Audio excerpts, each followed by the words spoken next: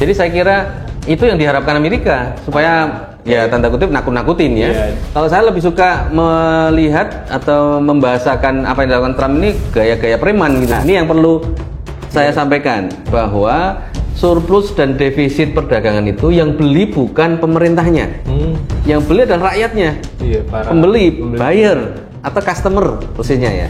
Nah, jadi kuncinya perdagangan itu satu, keadilan, ya. Prinsip dari keadilan. Dua, keseimbangan, dan ketiga, tidak ada hambatan.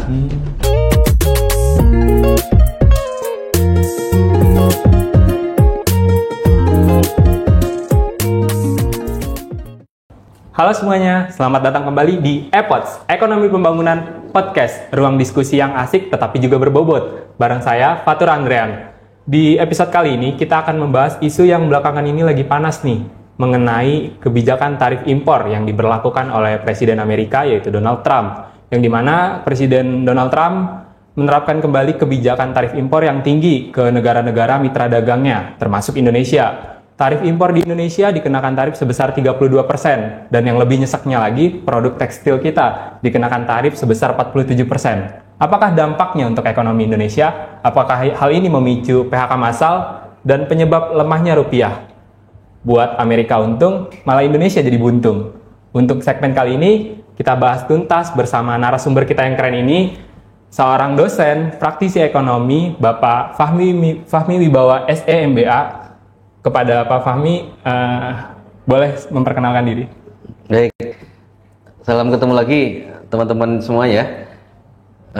Ini mungkin kali kedua saya bersama teman-teman EPODS ini untuk berbagi pengalaman, berbagi ilmu, berbagi pandangan ya, supaya kita kondisinya selalu lebih baik dari sebelumnya. Ya, sampai ketemu lagi. Oke. Nah teman-teman, Pak Fahmi ini sebelumnya udah pernah loh jadi narasumber kita di segmen sebelumnya, yaitu tentang Megatrust. Bagi teman-teman yang belum nonton, tonton dulu karena episode itu nggak kalah menarik di episode kita kali ini. Tepuk tangan dulu dong buat narasumber kita. Tanpa berlama-lama lagi, mari kita mulai episodenya. Oke, baik. Pak Fahmi, belakangan ini kan kita sering ya Pak dengar soal tarif kebijakan yang naik drastis dari Presiden Donald Trump, termasuk ke Indonesia. Mungkin masih banyak pendengar nih Pak yang masih bertanya-tanya, apa sih itu tarif kebijakan impor dan apa yang melatar belakangi Amerika melakukan tarif ini? Iya, baik Mas Fatur ya. Jadi tarif ini sebenarnya sudah menjadi aktivitas perdagangan ya, atau kelengkapan perdagangan internasional sudah lama. Karena tarif ini tujuannya adalah untuk melindungi produk dalam negeri supaya tidak dibanjiri atau supaya bisa bersaing dengan produk dari luar ya. Karena perdagangan itu kan tukar menukar barang. Kalau barang yang sama masuk ke satu negara, maka otomatis negara yang bersangkutan itu akan tersaingi ya, akan lalu harus berhitung ulang agar barangnya tidak kemudian kalah bersaing dengan produk asing ya. Itu poinnya ya. Sehingga manakala sekarang ya, kita kekinian sekarang, manakala Amerika sekarang produk-produknya itu dibanjiri oleh produk di luar Amerika ya, terutama Cina. Sebenarnya tidak Amerika sih, kita juga begitu kan. Coba lihat HP kalian, coba lihat laptop kalian ya, baju atau sepatu lah ya, itu kalian ganti sepatu sebagian besar kan kemudian brandnya ya, brandednya itu kan dari luar.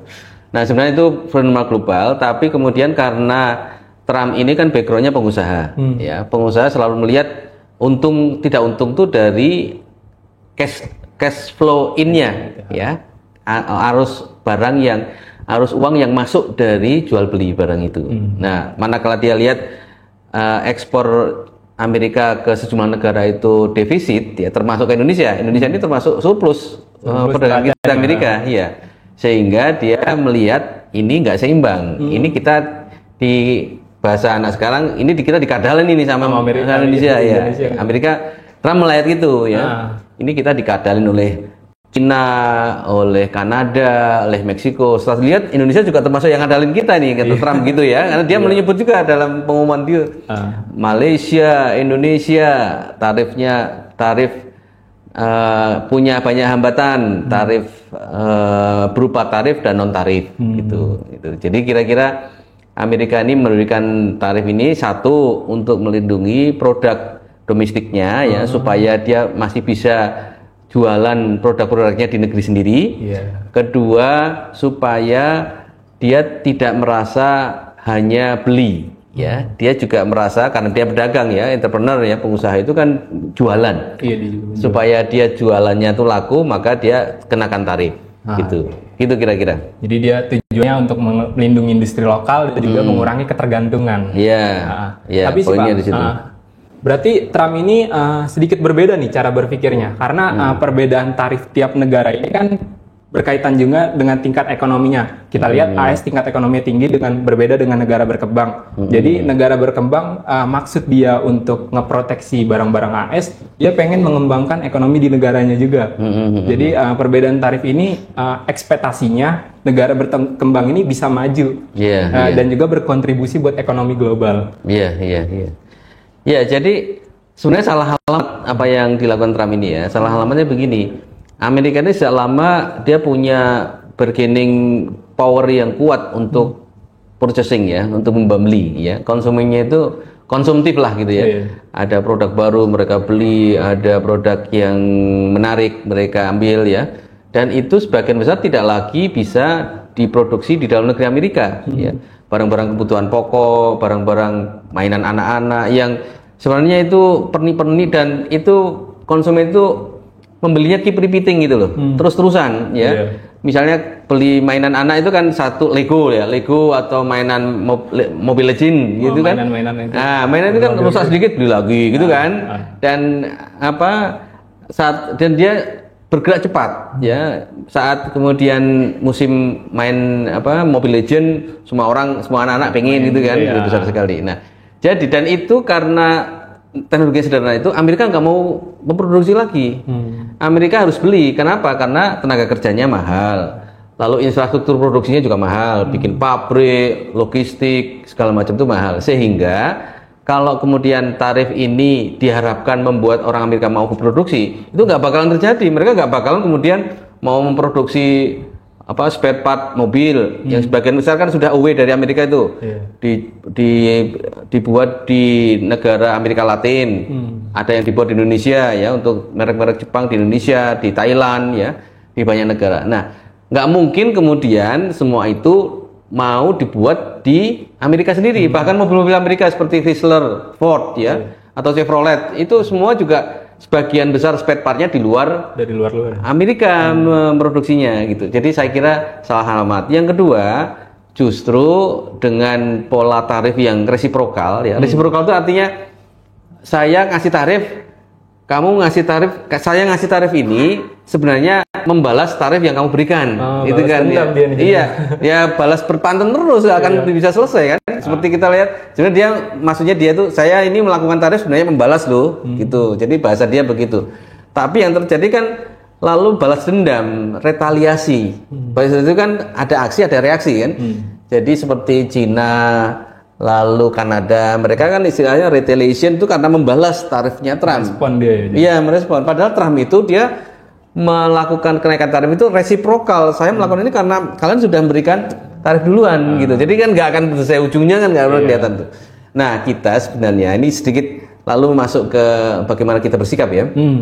Nah, kita sebenarnya mestinya tidak terlalu menundukkan diri ya. Artinya dia menganggap bahwa kita menghalangi perdagangan ke Indonesia, menghalangi perdagangan barang-barang Amerika ke Indonesia.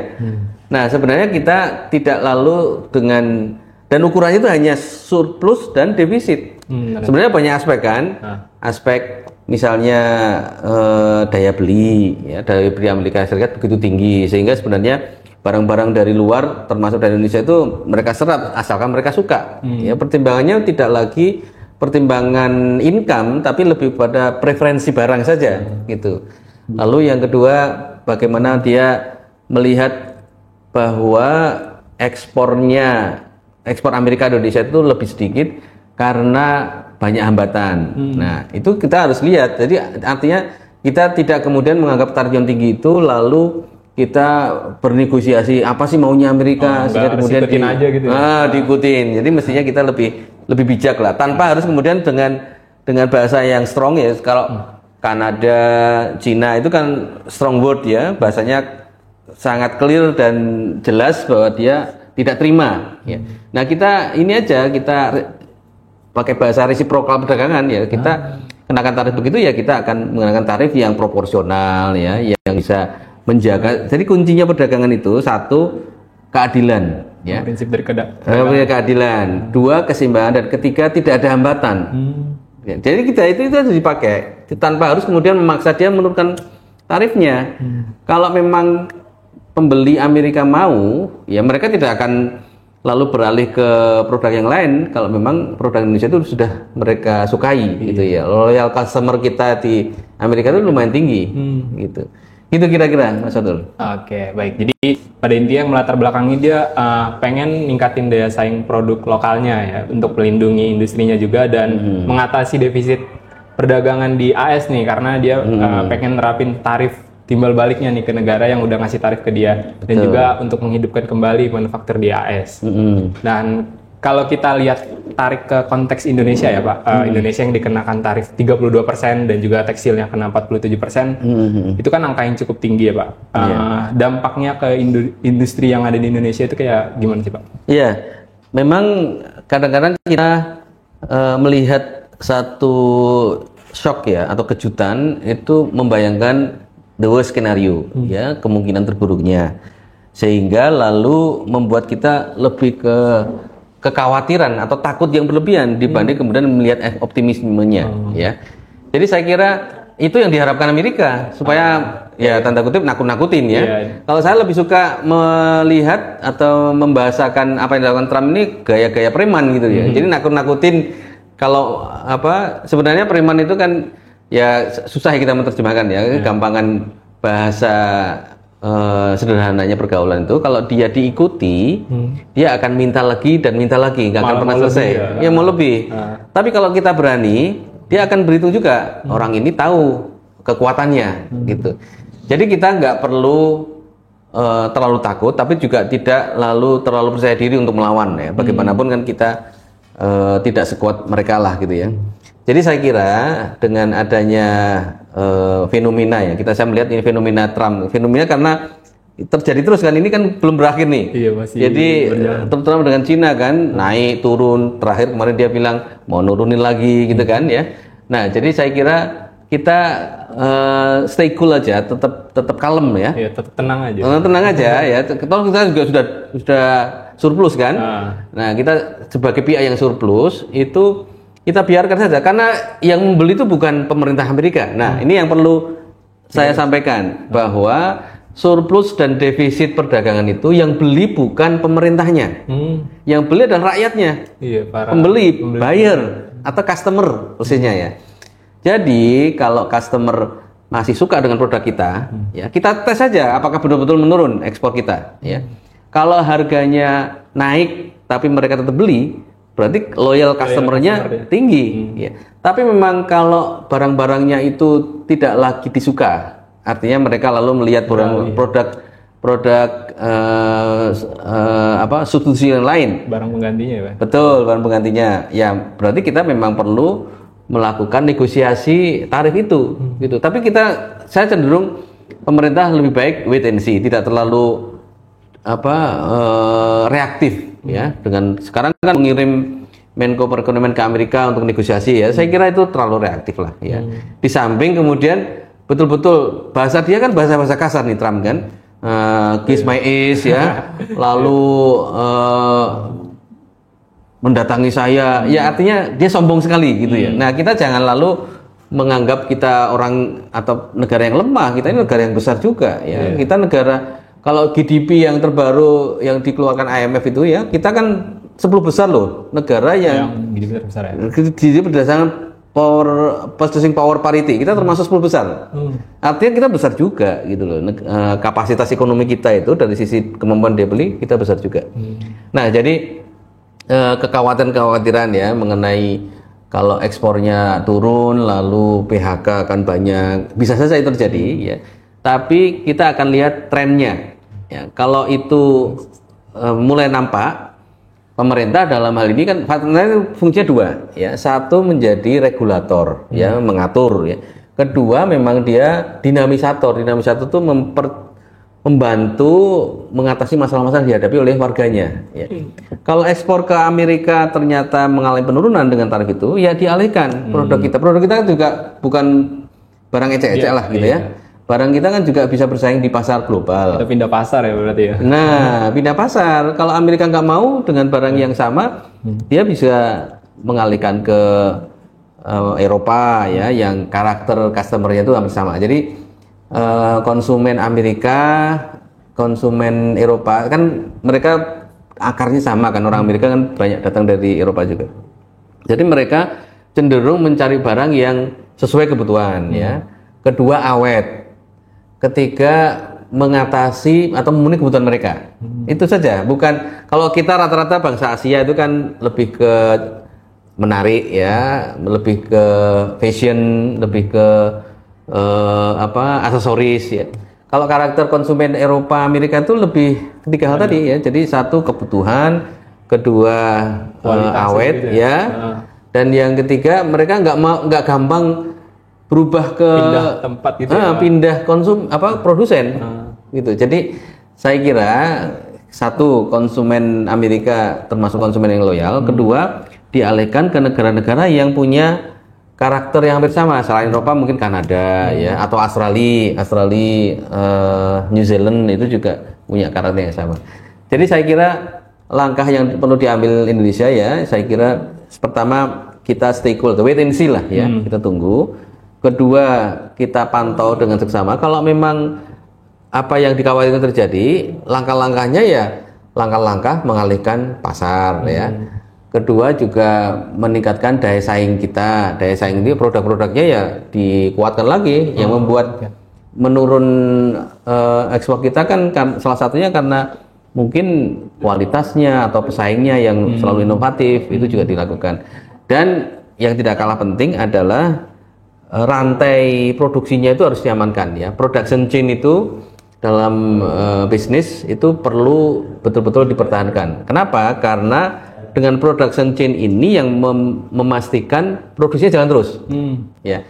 Jadi teman-teman bisa lihat kenapa Cina begitu kuat ekonominya dan dia berani head to head dengan Amerika, karena dia mengamankan production chain-nya. Benar-benar diamankan gitu. Iya, bahan baku, bahan setengah jadinya, end use-nya sampai dengan jaringan pemasarannya itu dia kuasai benar. Jadi manakala ada katakanlah serangan atau gangguan, dia bisa alihkan tanpa harus merasa mandek gitu. Seperti kemarin dia bilang produk-produk Amerika yang masuk ke Cina akan dikembalikan ya, Boeing dikembalikan ya, lalu semikonduktor dan segala macam ya, mereka punya substitusinya ya. Pesawat pesawat Cina bikin pesawat yang middle ya, yang menengah, lalu yang besar-besar dia akan beli ke Airbus. Lalu mereka punya pusat kayak Silicon Valley gitu ya, pusat semikonduktor itu mereka punya juga.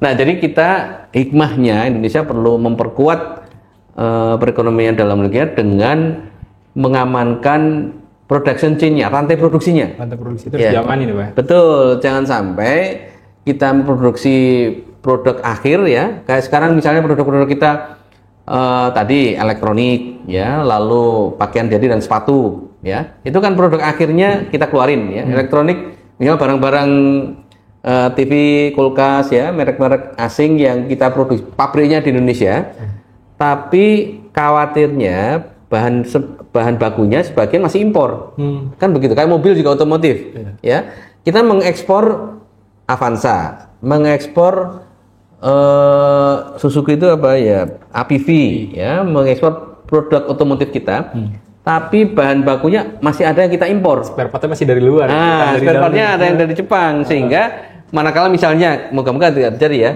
tarif dari Jepang naik ya, sehingga kita membelinya lebih mahal, itu akan terganggu harga kita. Nah, bagaimana caranya? Kita harus betul-betul menggerakkan produksi hulu sama hilir itu persis ya, yang disebut dengan hilirisasi. Nah, saya kasih catatan ya, hilirisasi itu sangat positif untuk industri, karena dia memastikan dari hulu sampai menengah dan akhir itu kita kuasai.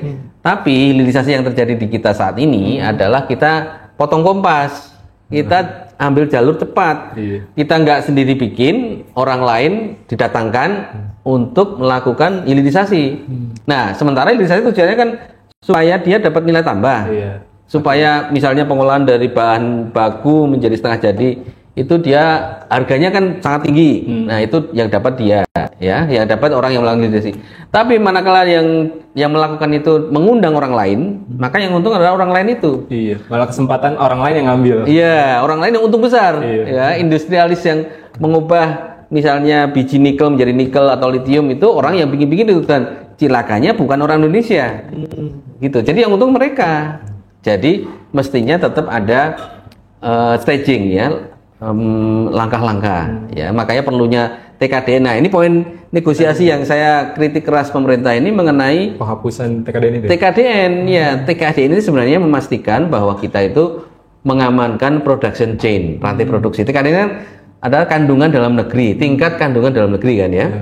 Kalau kemudian kita punya TKDN yang sekarang rendah, misalnya 20%, 30% produk tertentu, high tech, ya. Misalnya yang sekarang teknologi tinggi, kereta cepat, bus, itu kan TKDN rendah itu, 10-20%. Tapi kalau kita paksa mereka untuk bertahap memberikan teknologinya, ya, dalam kurun waktu 5 atau 10 tahun, Indonesia harus bisa bikin bus sendiri. Kita bisa mandiri. Jadi. Bisa, sehingga kita punya besi, punya baja yang pada akhirnya bisa buat pesawat sendiri, pesawat atau kereta sendiri, tanpa harus tergantung kepada prinsipalnya, yaitu Cina. Dan itu banyak produk-produk begitu yang harus kita kuasai. Gitu. Mandirian itu. Dari sini mungkin ada artikel yang menarik nih Pak, terkait pengenaan tarif ini, boleh dibantu operator. Nah, jadi dengan adanya tarif impor ini, ada proyeksi bakal memakan 1,2 juta pekerja terancam PHK nih Pak. Gimana nih Pak tanggapan Bapak mengenai ancaman ini? Apalagi masih banyak tingkat pengangguran di Indonesia. Iya. Jadi saya kira, tapi tadi di awal saya sampaikan bahwa pembeli kita itu adalah konsumen Amerika, ya, bukan pemerintah Amerika. Artinya kalau kemudian tarif ini berdampak pada konsumen Amerika, maka ini bisa terjadi. Ini adalah the worst skenario terburuk. Namun demikian, saya kira kita perlu melihat proses yang terjadi. Kita wait and see, seperti tadi saya sampaikan, kita wait and see. Kalau memang penurunan itu tajam, ya, dengan cepat, maka akan lambat laun akan bisa menuju situ. Tapi kan bisa diantisipasi itu, bisa dilakukan proses revisi. Ya itu tadi, kalau memang trennya menurun, memang cepat, ya, pemerintah harus cepat bertindak juga. Cepat bertindak kalau sudah kelihatan evidennya, itu eviden penurunan tadi, ya. Tapi kalau sekarang kan belum nih, belum ada publikasi, belum ada laporan penurunan. Kalau belum, ya jangan bertindak. Ya, overreact itu namanya, reaksi dengan berlebihan. Ya. Jadi ini bisa terjadi. Ini katakanlah the worst skenario. Ya. Tapi kalau belum sampai pada proses ini, ya kita jangan kemudian mengorbankan apa yang sudah kita miliki, mengorbankan surplus perdagangan yang kita miliki, ya.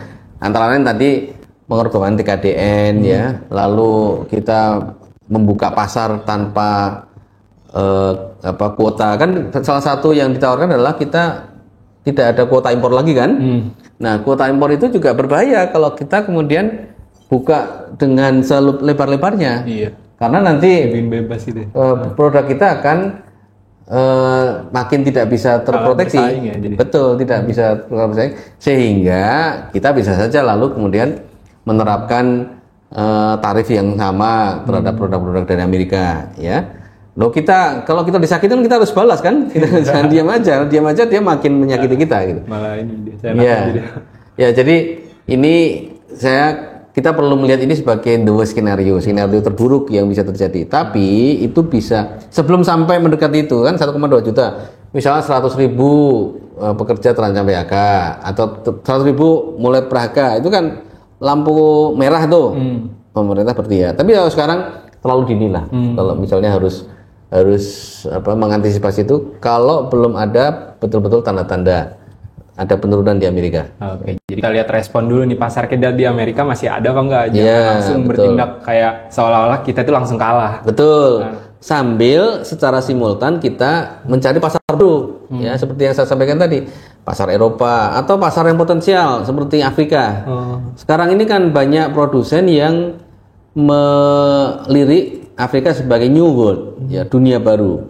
Kenapa dunia baru? Karena seiring dengan peningkatan kesejahteraan Afrika, ya mereka tidak lagi masuk ke mitos bahwa Afrika itu negaranya miskin, negaranya tidak punya sumber daya alam, isu kelaparan, gitu. Ya kelaparan segala macam itu kan sekarang mereka sudah bisa membalikkan stereotip itu, ya anggapan itu. Dengan negara yang dianggap miskin ya seperti Ethiopia, sekarang kan malah sudah menjadi negara penghasil produk pertanian, ya mereka punya penghasilan yang besar. Nah, orang yang atau pihak yang memiliki penghasilan yang besar, mereka harus spending juga. Mereka pengen spending. Seperti kalian kalau punya uang, mereka ingin belanja kan? Iya, pengen belanja.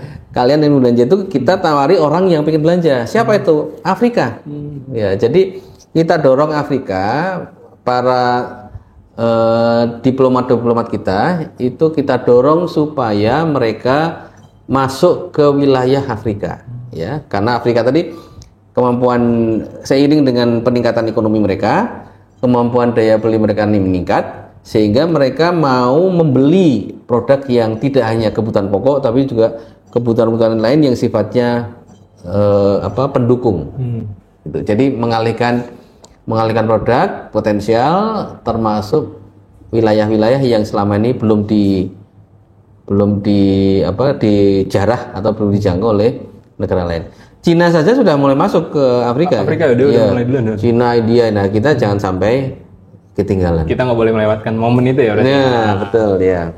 Berarti Pak, jadi kita harus ningkatin daya saing kita juga, dan potensi ini sebagai kemungkinan terburuk lah bahasa. Jadi kita nggak usah terlalu panik juga. Dan ini Pak, kalau kita tahu juga ya, pemerintah juga sekarang lagi ngelakuin negosiasinya terkait tarif ini. Kalau boleh pendapat dari Bapak, sekuat apa sih posisi kita di negosiasi ini? Negosiasi ini sebenarnya lebih ke kita menganggap diri kita sangat terganggu dengan Trump ya, dengan kebijakan tarif Trump itu. Tapi sebenarnya seperti di awal tadi saya sampaikan, saya kurang setuju kalau kita langsung reaktif ya mengajak negosiasi ya. Kesannya bahwa kita khawatir dengan pasar Amerika yang besar. Ya memang besar, surplus kita besar, tapi kita tidak perlu terlalu kemudian melihat pemerintah Amerika ini sebagai pihak yang menentukan besar kecilnya perdagangan kita. Ya seperti tadi saya sampaikan bahwa yang membeli itu rakyat Amerika atau konsumen Amerika, sehingga kita melihat lebih kepada respon konsumennya. Nah, kaitannya dengan yang kita tawarkan sebenarnya itu sudah sangat-sangat besar ya, kompensasi yang kita mau berikan ke Amerika itu, sehingga mestinya kita akan mendapatkan poin atau mendapatkan respon yang positif. Artinya apa yang kita tawarkan itu sudah sangat-sangat menarik lah mestinya ya. Namun demikian ya, seperti tadi saya juga sampaikan bahwa kita tidak perlu mengiyakan semua yang diminta ya. Awalnya mereka menaikin tarif. Lalu kemudian merembet ke hal-hal yang remeh-temeh yang itu menjadi betul-betul wilayah kita ya. Seperti pasar Mangga 2 itu dianggap sebagai barang bajakan, barang ilegal ya, dan itu di situ kan tidak hanya barang Amerika, malah jarang kan, mana ada barang Amerika dijual di Mangga 2. Nah, apalagi lalu masuk ke keuangan domestik kita, cara pembayaran kita pakai kris ya, pakai GPN, itu dianggap merugikan Amerika. Sebenarnya bukan merugikan Amerika, mereka ingin itu kan menjadi kompetitornya alat bayar Amerika ya, Visa dan Mastercard ya, itu kan mereka jadi kompetitornya yang membuat masyarakat tidak kondusif di sini. Nah, kita menjelaskan saja bahwa misalnya adanya kris dan GPN atau situasi pasar di Mangga 2 itu ya, itu semua tidak ada yang sifatnya menghalangi perdagangan yang bebas, ya, tidak ada non tarif barrier, ya. Yang ada adalah menata supaya perdagangan itu, ya, tukar menukar itu termasuk keuangan itu berjalan dengan baik. Jadi kalau kemudian Mastercard atau Visa misalnya tidak bisa masuk, berarti bukan karena menghalangi, tapi mereka tidak bisa bersaing dengan di pasar Indonesia ini. Pasar kita, iya. Artinya biaya untuk transaksinya mahal kan?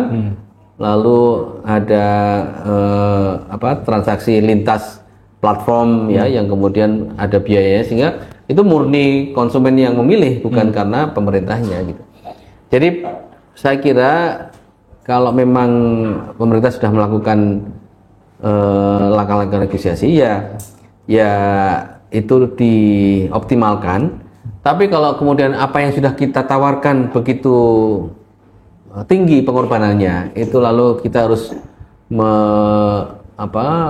menurunkan lagi, saya kira sudah kebablasan lah. Ya. Jadi kita mestinya tidak mengikuti sekali lagi apa yang diminta oleh Amerika, cukup dijelaskan saja.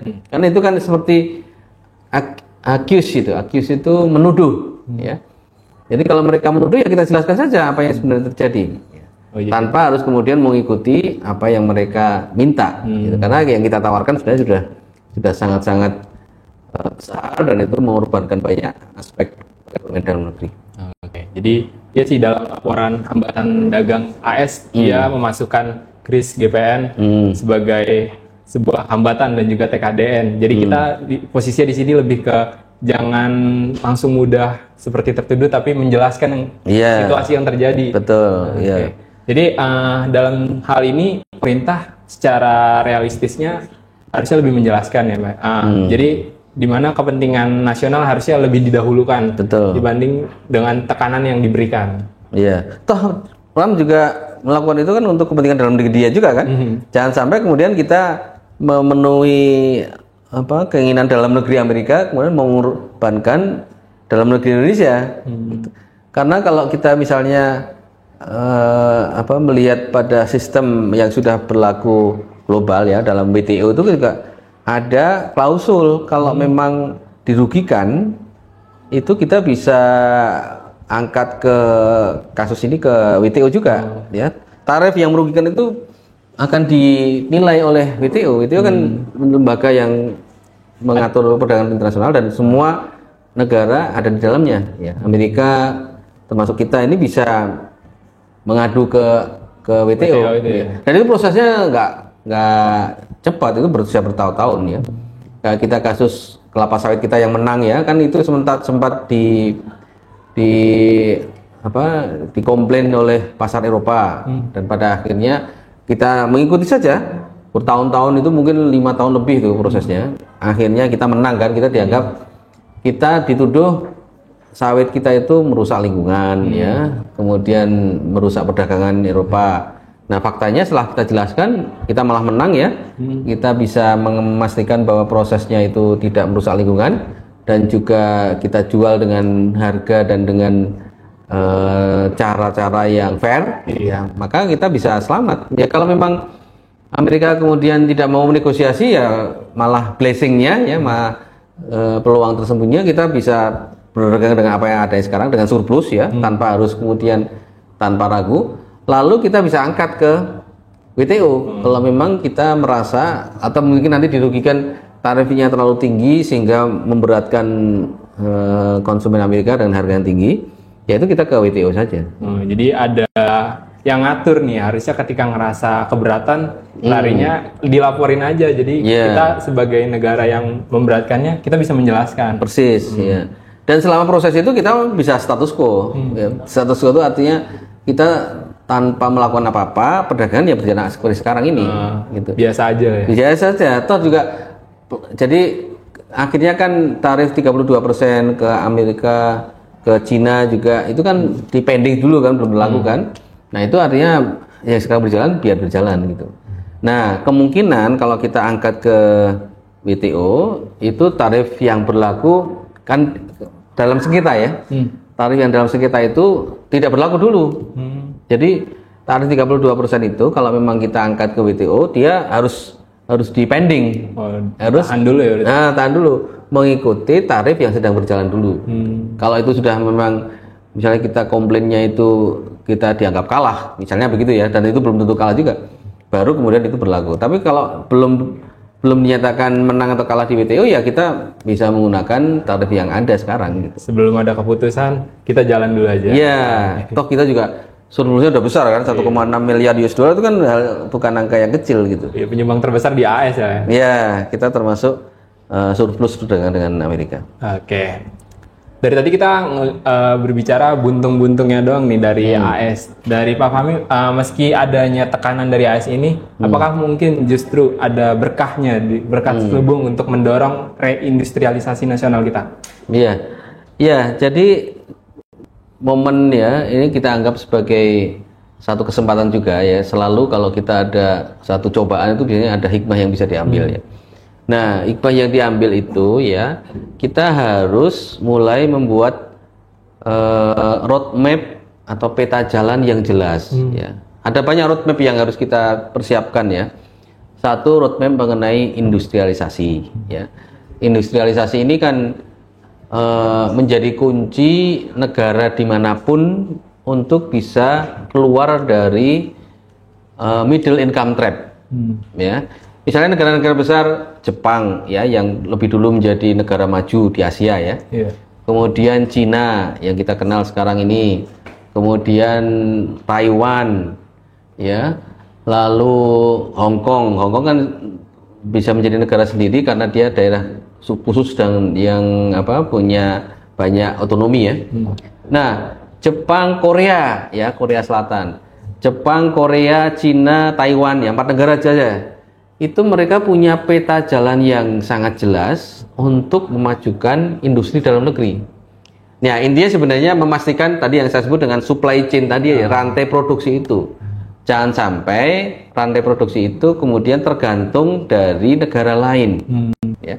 Meskipun itu memang tidak gampang ya, tapi itu dilakukan oleh negara-negara tadi. Jepang meskipun dia tidak punya sumber daya alam, ya, tapi dia memastikan sebagian besar prosesnya itu dilakukan atas kendali Jepang. Ya, dia bikin pabrik di luar Jepang ya, di Indonesia, di Thailand, pabrik otomotif kan begitu. Tapi dia memastikan supply-nya itu selalu sesuai dengan kebutuhan mereka. Gitu. Supply chain-nya itu aman. Nah, demikian halnya Korea ya. Korea Selatan juga sudah lama dia substitusi impor supaya barang-barang dalam negerinya itu laku di negerinya sendiri. Taiwan begitu, 90% TKDN-nya Taiwan itu ya, itu sudah membuat mereka sangat bisa memproduksi dalam negeri. Nah, jadi peta hikmahnya sekarang kita kalau di atas kertas kita sudah punya itu misalnya strategi industrialisasi ya.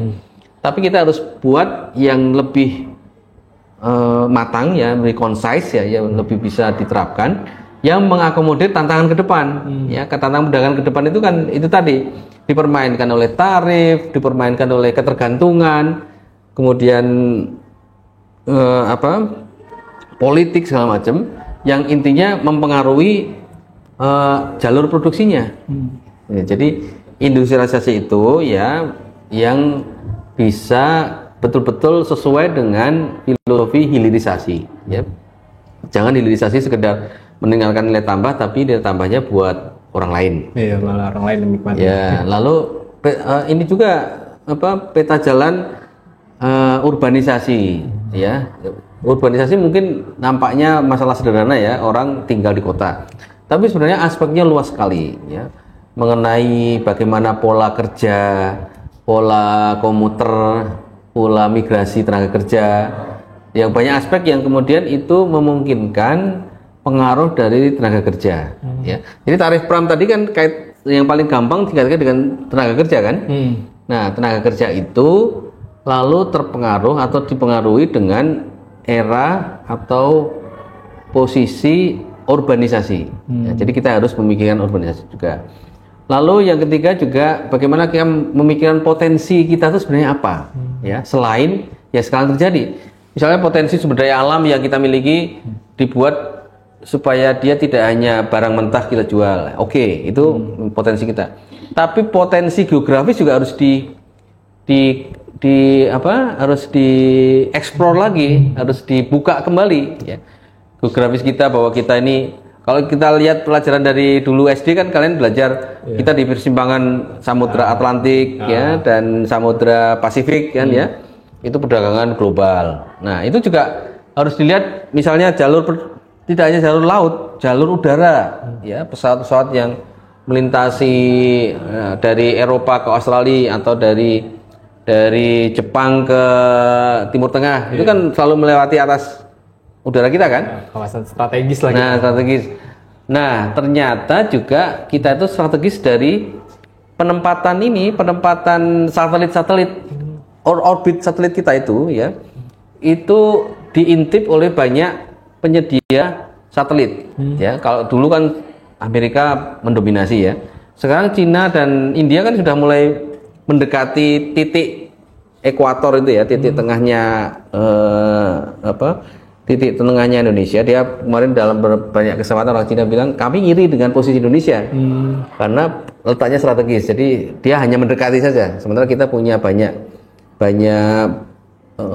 peluang menjadi satellite center ya, pusat satelit dunia karena ada di tengah-tengah di tengah-tengah garis khatulistiwa itu gitu. Nah, jadi hikmah yang paling banyak sebenarnya kita kembali lagi mengeksplorasi potensi yang kita miliki ya. Potensi produksi, potensi sumber daya alam, potensi geopolitik, geografi ya, sehingga pada akhirnya kita punya kekuatan, semua itu bisa menjadi kekuatan ekonomi kita, bisa negara yang disegani, termasuk keluar dari negara middle income trap ini ya, keluar dari jebakan negara berkembang. Oke, jadi kita punya potensi geografisnya juga lah, Pak. Dan untuk meningkatkan industri tadi, ada nggak sih Pak kolaborasi antar akademik, government sama bisnis? Jadi mereka berkolaborasi dalam peningkatan industri kita ini. Jadi untuk R&D-nya kita didukung oleh akademik yang kita punya. Ya memang harus begitu ya. Jadi akademik atau sumber daya manusia atau kualitas manusia ini kan sangat mendukung atau mempengaruhi kemajuan suatu negara ya. Nah, kita sebenarnya sudah mulai beralih dari pendidikan yang sekedar formalitas menjadi pendidikan yang memenuhi kebutuhan pasar ya, atau memenuhi kebutuhan industri. Jadi kalau kalian mengamati ya, pendidikan kita ini kan dipengaruhi oleh ala pendidikan Anglo-Saxon ya, negara-negara Eropa Barat ya, Amerika, Inggris, Australia ya. Tapi sebenarnya ada pola pendidikan yang lebih cenderung kepada memenuhi kebutuhan industri, memenuhi kebutuhan lingkungan sekitarnya. Lingkungan sekitarnya itu ya kebutuhan manusianya ya, yaitu pendidikan ala Jerman dan pendidikan ala Jepang ya. Mungkin mereka tidak terlalu menarik di jurnal ya. Coba kalian lihat di Scopus atau apa, itu kan jarang sekali perguruan tinggi di Jepang, di Jerman itu mereka top rank ya. Kalau nggak Amerika, Inggris gitu kan ya, Australia. Karena mereka pendidikan mereka itu bagaimana bisa connect dengan kebutuhan industri dan kebutuhan pasar gitu. Jadi mahasiswanya mereka ya tidak seperti di sini ya, semuanya ingin masuk ke jurnal, artikel, tidak masuk ke magang. Jadi mereka sebagian besar kalau sudah semester 3, semester 4 ya, atau semester 5 lah, mereka udah cari apa yang pas buat mereka bekerja. Sehingga kan kalau sistem pendidikan Eropa atau Jerman itu ya, sama-sama S1, ada S1 yang orientasinya itu adalah peneliti ya, university expert ada. Dan ada S1 yang masuk ke industri, sehingga mereka tidak lalu harus meneruskan menjadi S2 atau S3 gitu. Nah, diterjemahkan kita sebenarnya kita mulai mengenal atau mempopulerkan vokasi ya. Oh, di vokasi itu ya. Itu sebenarnya mendekatkan kepada industri. Cuma kan tidak terlalu populer karena kalau kita telusuri masuk perguruan tinggi setiap tahun ini kan sekarang lagi UTBK ini kan seleksi masuk perguruan tinggi. Itu peminatnya begitu besar ya. Tapi manakala seleksi masuk vokasi tadi, itu sekolahnya sedikit, peminatnya juga sedikit gitu. Nah, jadi pola pendidikan kita ya, meskipun sudah diarahkan untuk menjemput pasar ya, yang memang sesuai dengan kebutuhan pasar sudah ya kita punya. Tapi harus tetap dioptimalkan ya. Dioptimalkan itu artinya tenaga kerja kita ini harus bisa menciptakan produktivitas ya, tidak hanya sekedar angka ya, angka sarjana ya. Lalu setelah S1 nggak puas, S2 apalagi S3. Politisi yang nggak mudeng apa-apa harus ngambil S3 ya, harus kemudian menganggap dirinya layak kalau kemudian sudah selesai S3, meskipun kemudian menerjang banyak aturan ya, yang mestinya S3 3 tahun 4 tahun dia 2 tahun selesai. Nah, jadi itu ya, saya lebih suka menyebutnya artifisial ya, seolah-olah ya. Sistem pendidikan itu jangan sampai artifisial saja, di permukaan saja. Kita harus betul-betul in-depth ya, mendalam. Sehingga pendidikan kita itu betul-betul menciptakan manusia yang berkualitas. Tidak harus formalitas misalnya sarjana, misalnya profesional ya. Itu betul-betul berkualitas ya, tidak hanya sekedar ijazah yang sekarang banyak dipermasalahkan kan. Iya, keasliannya. Sebenarnya itu gampang saja kalau memang asli tidak ada. Kalau mereka didatangin untuk memastikan itu akan selesai. Tapi ya lagi-lagi kita ini kan suka julik ya, suka ngomong di depan di belakang lalu jadi bahan pembicaraan, itu lebih kita sukai dibanding kemudian menyelesaikan masalah. Jadi hikmahnya ya, kita sebagai bangsa harus membuat satu perencanaan yang matang ya. Kedua, kita mengeksplorasi potensi yang kita miliki. Lalu yang ketiga, kita perlu membuat berjejaring ya. Sebagai negara kita berjejaring di sebagai negara kita berjejaring di ASEAN ya, atau APEC atau mitra dagang ASEAN Jepang ya, ada banyak jejaring. Secara komunitas kita juga berjejaring. Jadi berjejaring itu hikmahnya adalah atau manfaatnya adalah kita tidak menghadapi sendirian ya, seperti sekarang ini kita kena tarif Trump ya. Kita bisa menggunakan ASEAN untuk bargaining position ya, bargaining dengan Amerika mengenai tarif ini, tidak hanya sendirian ya. Malaysia kena, Singapura kena, Thailand hampir semua kena, kecuali Vietnam yang kemudian menyerah, nggak ada tarif buat Amerika gitu kan. Nah itu, tapi bagaimanapun kita harus menggunakan jaringan kita itu tadi. Dan yang terakhir, kita menggunakan juga diplomasi ekonomi. Diplomasi ekonomi itu satu, kita memperjuangkan kepentingan kita ya, national interest harus kita kedepankan. Tapi kemudian yang kita sodorkan bukan kepada national interestnya. Kalau Amerika sekarang, Trump ini kan dengan jelas dengan kata-kata yang dia tidak punya diplomasi, itu tidak menggunakan kata diplomasi, dia dengan tegas mengatakan ini for the sake of American first ya, to make American great ya, itu kan dia nggak punya diplomasi lagi itu kan ya. Kita nggak perlu pakai cara-cara Amerika karena dia merasa dirinya besar kan. Kita perlu pakai cara-cara diplomatis. Diplomatis apa? Diplomatis itu tidak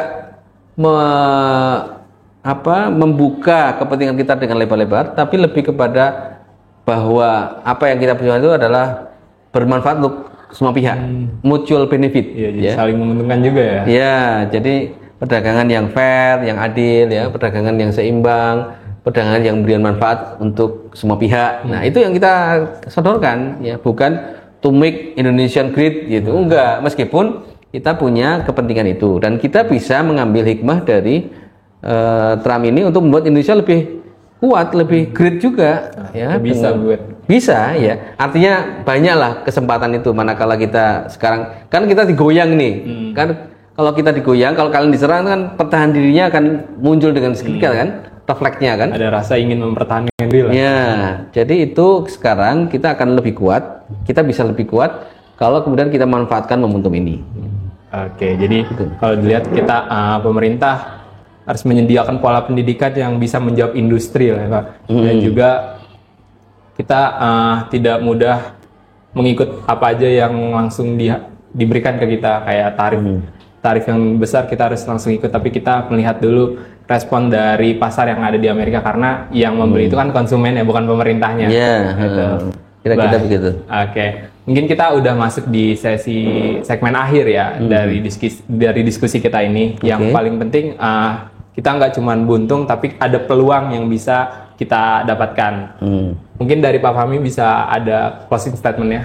Ya, baik teman-teman semua. Jadi meskipun di luar sana diskusinya sangat hangat ya mengenai dampak dari kontroversinya Trump ini, kita harus tetap stay cool ya, tetap melihat dengan kepala dingin bahwa shock ini ya, itu tidak otomatis berpengaruh ke kita sebagai negara. Tapi kita lihat wait and see, karena negara lain banyak yang punya perlakuan justru lebih parah dari kita. Ya. Kedua, ini jadikan ini momentum untuk meningkatkan kemampuan diri, ya. Baik sebagai negara yang punya banyak kemampuan juga, ya. Kita harus mempertegas diri sebagai bangsa yang mencipta, menjadi kreator, ya. Supaya apa? Supaya kalau ada yang mengganggu kita, kita punya sendiri, gitu. Jadi supaya menjadi orang atau pihak atau negara yang kreator tadi, meng-create, menciptakan, itu kita harus mengamankan production chain, ya, rantai produksi harus diamankan dari bahan baku sampai bahan produk akhir yang kita konsumsi itu kita harus mengamankan. Ketiga, yang tidak kalah penting ya, kalau kita punya manusia yang berkualitas, ya, maka kita akan bisa berselancar ya bahasa sekarang ya, kita bisa melakoni ya tantangan global maupun tantangan domestik ini dengan sebaik-baiknya, karena manusia berkualitas itu adalah bisa menyelesaikan masalah, ya, bisa menghadapi masalah yang mengenai dirinya dengan strategi yang dia miliki, ya. Jadi anak-anak muda ya, kalian mesti tidak gampang keluh kesah ya, manakala punya hambatan ya, manakala menghadapi kuis yang berat, tugas kelompok yang makin banyak gitu. Itulah membuat kalian tertempa ya. Jadi pelaut yang hebat itu bukan karena ombaknya tenang, justru ombak yang besar itu membuat dia piawai untuk mengendalikan kapalnya. Jadi banyaknya masalah, banyaknya